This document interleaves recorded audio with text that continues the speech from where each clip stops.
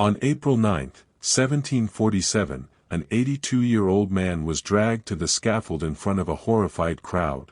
He was brutally hanged and quartered, castrated, and then beheaded with an axe. His head and body parts were sent across London, displayed for all to see, a savage warning that even age could not save a traitor from the crown's wrath. Simon Fraser, the 11th Lord Lovat, was not a man born into peace. He was a Highland chief by birth but a survivor by instinct. Long before the Jacobite Rebellion, he had already made enemies on every side. By the time the 1745 Jacobite uprising began, Lovat was in his 80s, half deaf, and suffering from gout. But even age couldn't stop his ambition. When Charles Edward Stuart, Bonnie Prince Charlie, landed in Scotland to reclaim his father's throne, Lovat played a dangerous game. Publicly, he declared loyalty to King George II. Privately, he encouraged his clan to join the Jacobites, just in case they won. His messages were vague enough to please both camps. He sent promises to the prince, excuses to the king, and hoped to keep his lands and titles whichever way the wind blew. But then came Culloden. The rebellion ended in a single morning, and the British army began rounding up everyone who had even spoken in favor of the Jacobites. Suddenly, Simon Fraser's clever balancing act collapsed. He tried to run hiding in the Highlands, moving from one loyal cottage to another, but the net was closing fast. After months of pursuit, British troops captured him near Loch Morar. The bold fox was finally in the cage. When news of his arrest reached London, the public was thrilled. To them, he was the perfect villain, old, cunning, and treacherous, a symbol of Scottish rebellion and aristocratic arrogance. The crown saw him as a chance to prove its power once and for all. He was brought to London in chains, his carriage surrounded by soldiers. People lined the streets to see him pass, laughing and shouting insults. But Lovat, even then, smiled. He still believed he could talk his way out, as he always had. He was wrong. The government had decided. Simon Fraser would not die quietly in a cell. He would be made an example of, hanged, drawn, and quartered, the traditional punishment for traitors to the crown. And so, in his final months, the man who had deceived kings, princes, and armies sat in a cold cell, awaiting a death so savage that even his enemies whispered it might be too cruel for an old man. Yet, deep down, Simon Fraser seemed almost proud. If he couldn't live as the old fox who outsmarted the crown, he would die as the legend they could never forget. The charges were clear: high treason against King George II. The evidence was undeniable: letters, witnesses, and testimonies from his own men. But when the verdict came, the tone changed. He was found guilty on every count. On the morning of April 9, 1747, Simon Fraser, Lord Lovat, was brought to Tower Hill in London, the traditional site for traitors' executions. A large crowd had gathered, eager to witness the end of the infamous Highlander, the bold fox, who had deceived kings, princes, and armies alike. Lovat appeared on the scaffold, leaning slightly on a cane, dressed in a dark coat with his white wig in place. Despite being over 80, he carried himself with calm dignity.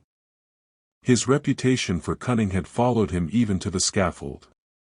The sentence had been partially mitigated due to his age, but the punishment remained extreme. As part of the execution, Lovat was castrated, a standard component of the hanged, drawn, and quartered sentence. This was done before the beheading, in front of officials, as a symbolic act of stripping the traitor of power and legacy. Once the castration was carried out, Lovat was beheaded with a single stroke of the axe. His head was held aloft for the crowd, a final warning to anyone who dared defy the crown. Afterward, His body was quartered and displayed in different locations around London, a grim reminder of the fate of traitors. Even with partial mercy for his age, the execution was brutal, combining the symbolic terror of castration with the public spectacle of beheading and dismemberment. Simon Fraser's death marked the end of medieval executions in Britain. His punishment was a bridge between centuries of tradition and the slowly changing norms of justice. Yet in infamy, the old fox survived. The story of his cunning, his betrayal, and the violent end he met continued to haunt history long after his head had fallen. The execution of Simon Fraser, Lord Lovat, was more than the death of an old man. It was a message to the entire kingdom. The crown wanted everyone to know that betrayal would not go unpunished, that even cunning, high-born men could be reduced to a spectacle of terror. His body parts, displayed across London, served as a stark warning. Traitors, nobles, and commoners alike saw the remains and understood the cost of treason. It was a reminder that law and monarchy could reach anyone, no matter their power or age. Yet in death, Lovat's story became legend. The bold fox, who had outwitted kings and survived decades of intrigue, could not escape the ultimate price, but his cunning and audacity lived on in history books and whispers of the Highlands. His execution also marked an end of an era. Public hangings, castrations, and quarterings were slowly being phased out. Britain would never again witness such medieval brutality in the center of its cities. Lovat's death became a bridge between centuries of fear-driven justice and the emerging norms of modern law. Even today, the story of Simon Fraser reminds us of the raw, unflinching cruelty of justice in the 18th century, and how the pursuit of power, deception, and revenge could lead to a punishment that was as symbolic as it was gruesome. Even centuries later, the execution of Simon Fraser remains one of Britain's most notorious acts of state brutality. People still speak of the old fox not just for his cunning, but for the horrifying spectacle of his death. He was 82, yet no mercy was shown. The crown's desire for revenge and to make an example overrode age, status, and infirmity.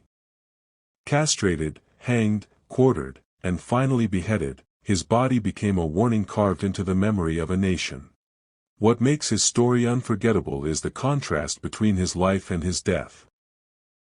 A man who manipulated kings and dodged punishment for decades ultimately met a fate so public, so violent, it would have shocked even the hardened Londoners of the time.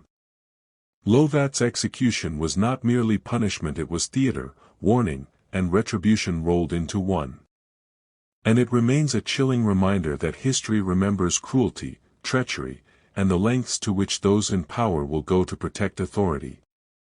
Even today, looking back, the question lingers: would cunning, ambition, or age save anyone from the crown's wrath? Simon Fraser's story answers it in the most brutal way imaginable.